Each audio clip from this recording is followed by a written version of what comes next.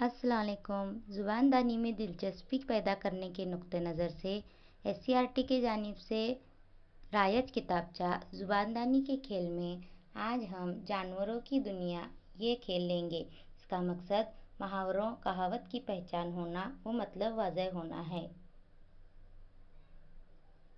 इस खेल में नीचे नामुकम्मिल मुहावरे दिए गए हैं। खाली जगह पर सही जानवर का नाम इंतखाब करके उन्हें मुकम्मिल करना है।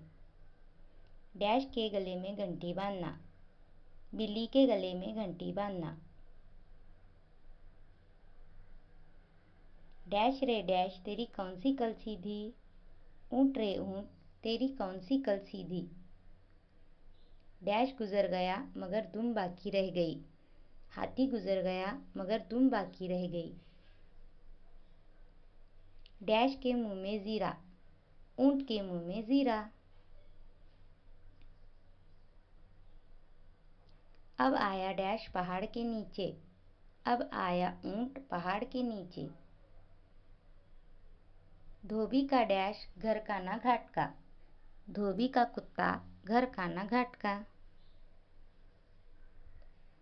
डैश की दुम टेढ़ी सो टेढ़ी, कुत्ते की दुम टेढ़ी सो टेढ़ी। डैश क्या जाने अदरक का स्वाद, बंदर क्या जाने अदरक का स्वाद।